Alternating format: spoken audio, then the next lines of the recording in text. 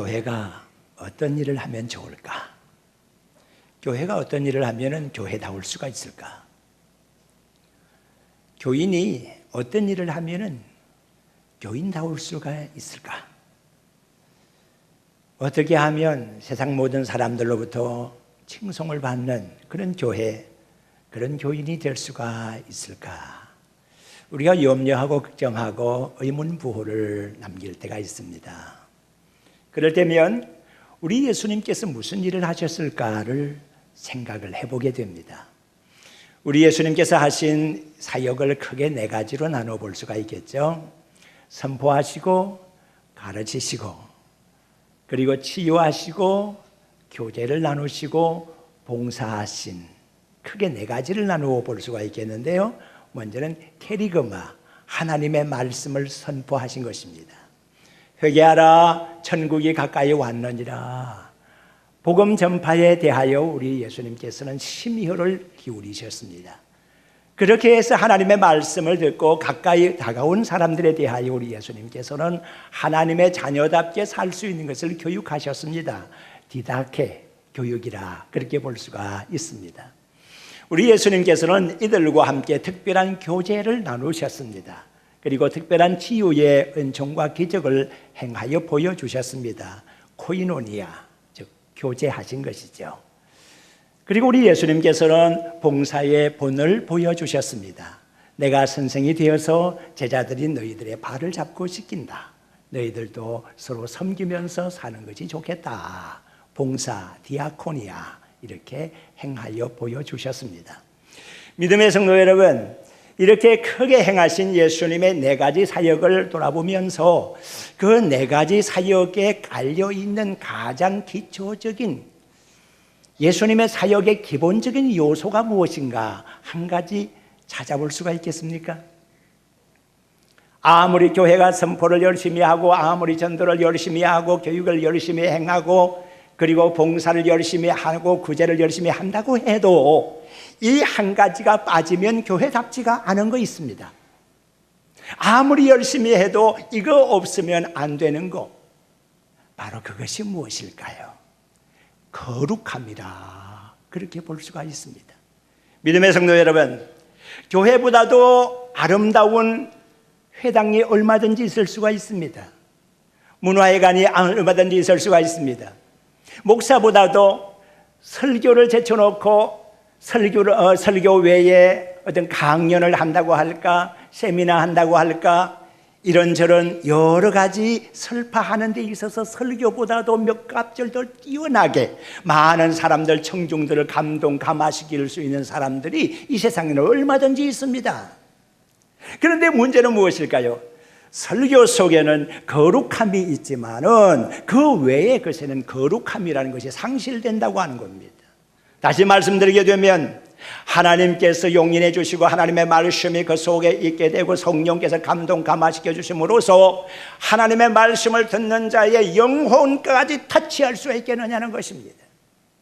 세상에 많은 뛰어난 웅변 연사가 있어가지고 많은 사람들을 감동 감화시키면서 그들의 마음을 변화시키기도 하고 그들의 생활을 변화시키기도 하겠지만 많은 것들의 우위를 점하는 이 행동을 감동 감화시키면서 할 수 있겠지만 하나님의 말씀으로서 영혼까지 터치할 수 있는 것은 설교밖에 없다고 하는 것입니다. 바로 거기에 거룩함의 요소가 있느냐 없느냐가 판가름될 수가 있다고 하는 것입니다. 그리고 성가가 아무리 뛰어난 성가를 한다고 해도 박자, 음정이 정확하고 말이죠, 노래를 잘하는 사람이 솔로를 하고 아주 멋들어지게 해서 성가를 잘 맞췄다고 하더라도, 기교가 뛰어나다고 하더라도 거기에 거룩한 요소가 빠지면 아무것도 아니라고 하는 것입니다. 비록 박자 조금 틀리고 음정이 조금 조화롭지 못하다고 해도 거룩함으로써 신령과 진정이 다 들어가 엮여 있는 성가라고 하면 얼마나 은혜로운 성가가 될 수가 있을까? 하나님께서 얼마나 기쁘게 받으실 수 있을까? 그래서 우리 시온 성가대는 하나님께서 특별히 사랑하시는 성가대가 되는 줄로 믿습니다. 기도하는 것도 마찬가지입니다. 우리의 심중을 동하고 말입니다, 우리의 진심이 녹아져 있는 기도 한 토막이면 좋습니다. 그게 길게 하고 짧게 하고 그게 중요한 것이 아닙니다. 어떠한 어조로 하고 많은 사람들을 감동시키느냐, 이게 중요한 것이 아니라 하나님을 감동시키는 기도가 돼야 된다는 거예요. 하나님이 기뻐하시는 기도가 돼야지 사람의 귀를 즐겁게 해주는 기도는 아니다, 그렇게 말할 수가 있습니다. 그러니까 모든 것의 판단 중심점이 되는 것이 뭔가 하면 거룩합니다, 이렇게 말할 수가 있습니다. 믿음의 성도 여러분, 레위기서를 잘 읽어보게 되면 거룩이라는 단어를 많이 찾아볼 수가 있는데 130회 정도 나타나고 있습니다. 그리고 거룩에 관련해서 유사한 그런 구절들을 찾아보면 185구절을 찾아볼 수가 있겠는데, 거룩함이라고 하는 것이 세상과 교회를 구별짓게 하고 동시에 교인과 비교인들을 구별짓게 하는 아주 중요한 요소가 바로 거룩함이라고 하는 것입니다. 우리가 모든 것 다 갖추어 놓고 있어도 거룩함의 요소가 빠지게 되면 아무것도 아닙니다. 그래서 교회가 가장 견지해야 되는 것이 거룩함인데, 거룩함이라는 것이 어디에서 제일 잘 나타나는가 하게 되면 첫째는 성례식에서 나타납니다. 성례라 하게 되면 세례와 성만찬을 합해서 성례식이라 그러는데, 먼저는 세례식을 우리가 생각을 해보겠습니다. 세상 사람들은 세례식을 받을 필요가 없습니다. 세례 받을 필요가 어디 있겠습니까, 세상 사람들이. 그런데 우리는 하나님의 자녀로서 세례를 받게 되는 것입니다. 세례의 가장 원형적인 것은 구약시대에 행했던 할례 예식에서 우리가 그 원형을 찾아볼 수가 있습니다. 자, 보십시오. 모세가 태어났습니다. 그때 당시에 이스라엘 백성들이 애굽에서 종살이를 하고 있었는데 400여 년간을 넘어가고 있었습니다. 그때 이스라엘 백성들이 크게 왕성하고 숫자가 늘어나는 것을 근심하고 걱정하는 눈으로 바라보았던 애굽의 당국자들이 뭐라고 했는가 하면은, 태어나는 사람이 남자아이면은 죽여버리라고 했습니다. 그렇게 해서 이스라엘 사람들의 씨를 말려버리려고 했습니다. 그러나 그렇게 하려면 하도록 그들에게 핍박을 가하면 가할수록 더욱더 이스라엘 백성들은 흥왕에 가는 것을 걷잡을 수가 없게 되었습니다. 그런데 한 가정에 아기가 태어났는데 모습이 아주 준수했다고 했습니다.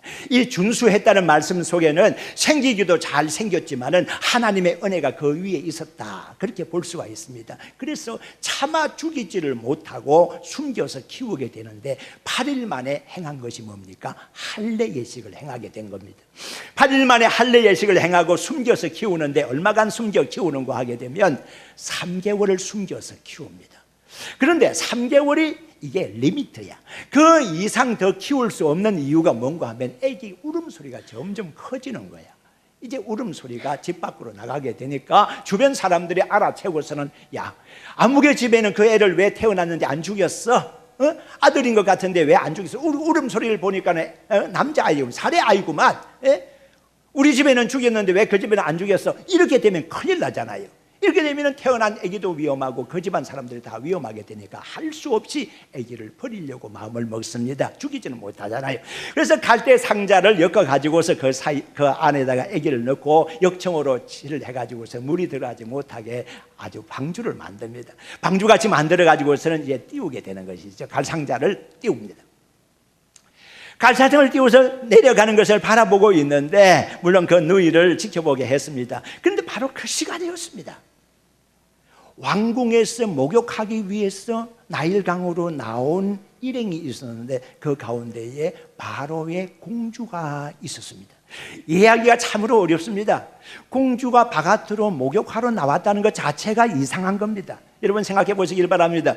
아주 고대 시대에는 왕궁에는 모든 것이 다 갖추어져 있었습니다. 왕궁 사람들은 바깥 출입을 잘 하질 않았습니다. 여간 하질 않았습니다. 그런데 왕궁에 있는 바로의 공주가 목욕하기 위해서 나왔다는 겁니다. 이거 하나님의 섭리 가운데 되는 일이었겠죠.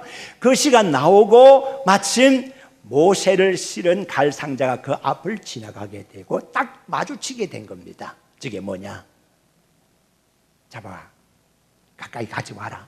그렇게 하고서 뚜껑을 열어보니까 애기 울음소리가 나는구나. 애기로구나. 어떤 애기냐?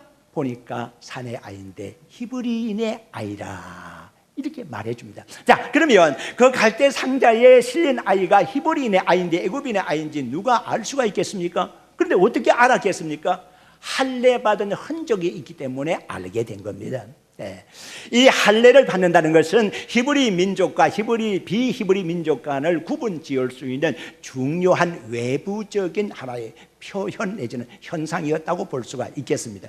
유대인들은 태어난 지 8일 만에 할례를 행하는 그런 간섭이 있었기 때문이었습니다. 이렇게 해서 아주 틀림없이 히브리인의 자식이라는 것을 알게 된 것이죠. 믿음의 성도 여러분, 우리가 세례를 받았습니다. 그런데 세례받은 흔적이 어디 있습니까? 여러분들 보면 세례를 다 받으셨는데 세례받은 흔적이 위를 봐도 아래를 봐도 옆으로 보아도 여러분들에게는 흔적이 남아있지를 않습니다. 그런데 이거 어떻게 하면 좋겠습니까? 신약과 구약 시대의 중간에 신구약 중간 시대가 있습니다. 그때 안티오코스 에피파네스라고 하는 장군이 잠시 예루살렘을 점령을 하게 됩니다. 그러면서 예루살렘 성전을 회파하고 예루살렘 성전을 아주 불결하게 만들었는데 예루살렘 성전에서 돼지를 잡고 돼지의 피를 제단에 뿌리고 하는 그런 일이 있었습니다. 그리고 유대인들을 색출해서 유대인들을 다 죽이기 위한 방법으로서 사용했던 것이 할례였습니다. 남자들을 다 줄을 세워놓고서 유대인이 아니라고 하니까 색출해내는 방법으로서 옷을 벗게 한 겁니다. 옷을 벗어서 할례 받은 흔적이 있으면 곧 유대인이라고 해서 유대인들을 다 색출해서 죽였던 것이죠. 그때 당시에는 할례 받은 흔적이 하나님을 믿는 민족으로서 그렇게 표식이 있었지만은 오늘날 세례받은 사람들은 세례받은 흔적이 없단 말이죠. 여러분들이 스스로 말하기 전에는 세례받았다고 세례받았다고 여러분들에게 불이익을 줄 사람은 아무도 없을 겁니다. 여러분들이 만약에 직장에 가서 직장 일을 하면서 하나님을 믿는 표식을 내기 위해서 사람들에게 얘기합니다. 나는 세례받은 사람입니다. 그리고 교회 다니는 사람입니다. 그렇기 때문에 술이나 담배 하는 일에 대해서는 저를 좀 빼주시기를 바랍니다라고 얘기를 한다고 하면 그제서야 사람들이 저 사람은 세례받은 사람이다, 저 사람은 교회 다니는 사람이다, 이렇게 인정할 수가 있을 겁니다. 그렇게 자기 스스로를 공포하기 전에는 누가 우리를 세례받은 것으로 인정을 하겠습니까?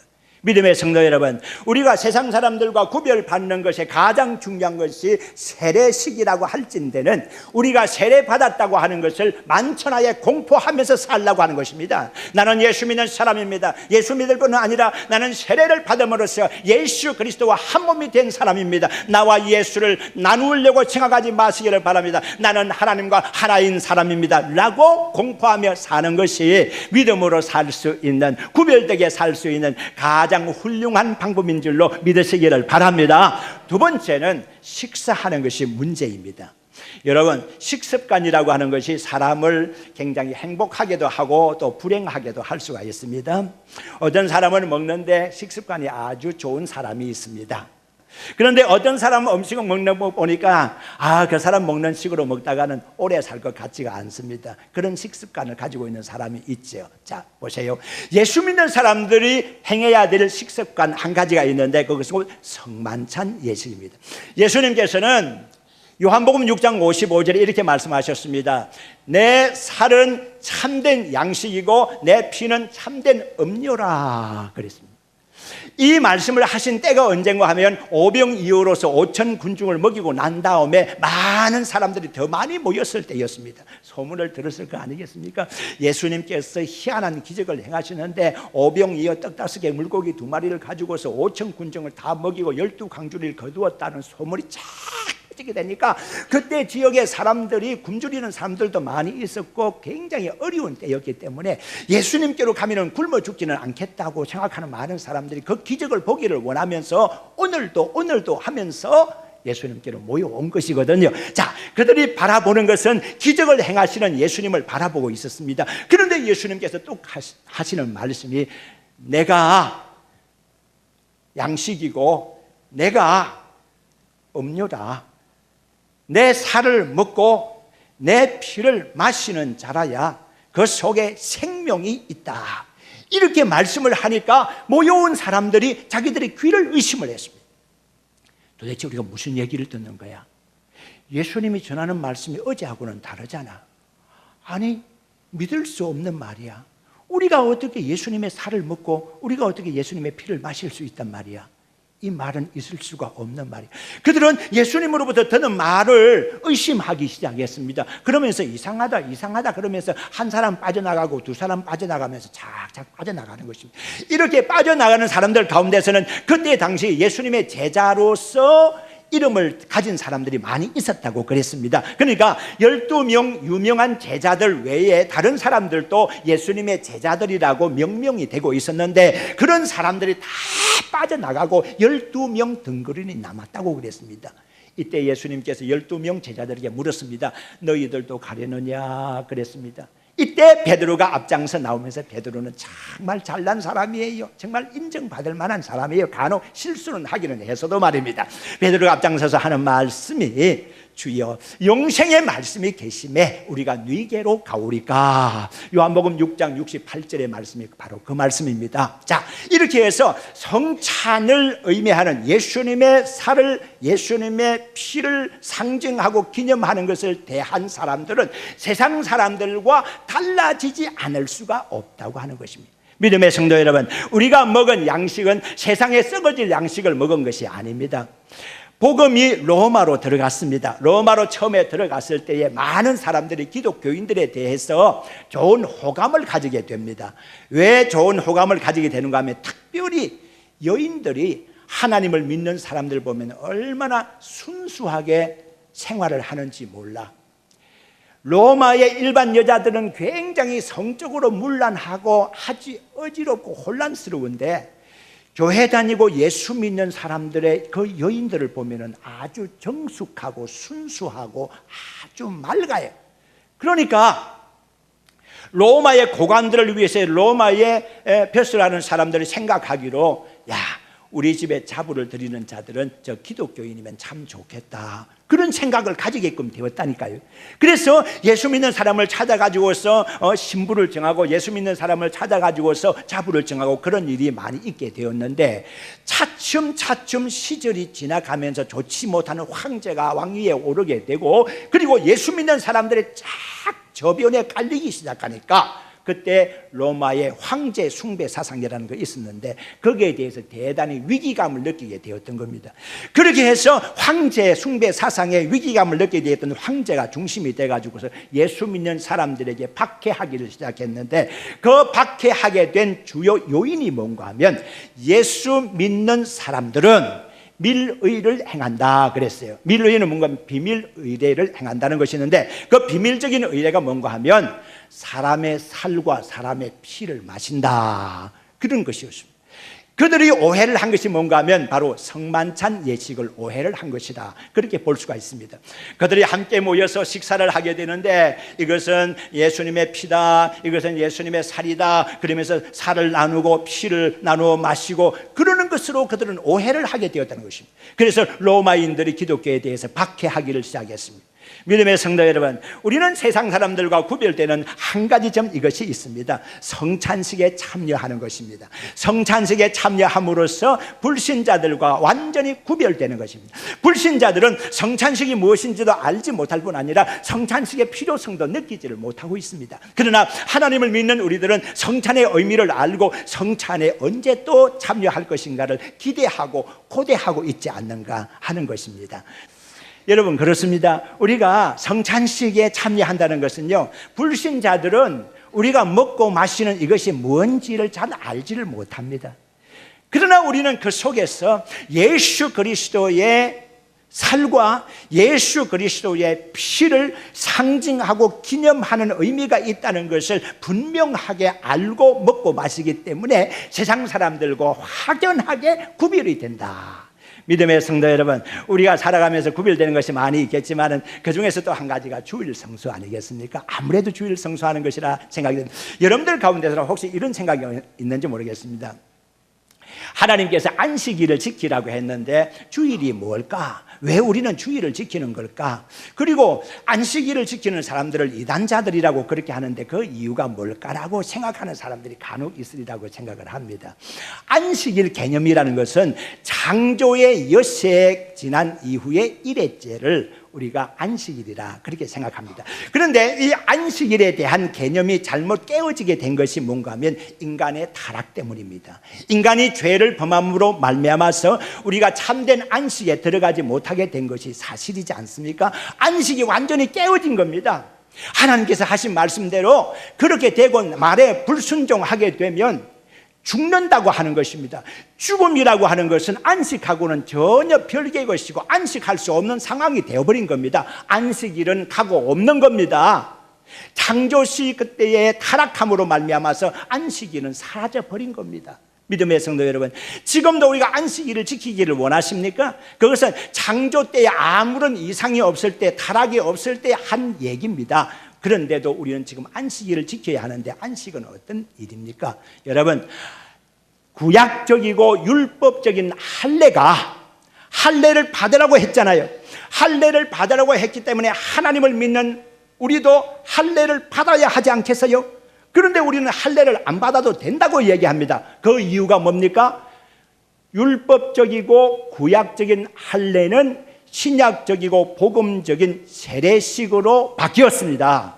그러니까 세례를 받았기 때문에 할례를 안 받아도 되는 겁니다. 이걸 알아야 돼요. 그리고 구약시대에 사람이 잘못하게 되면 속죄를 해야 되는데 속죄 제물이 필요했습니다. 양을 잡아야 하고 소를 잡아야 했습니다. 피를 필요로 했습니다. 대속죄일이 되게 되면 피가 흥건하게 예루살렘 성전에 피바다를 이루었다는 거 아닙니까?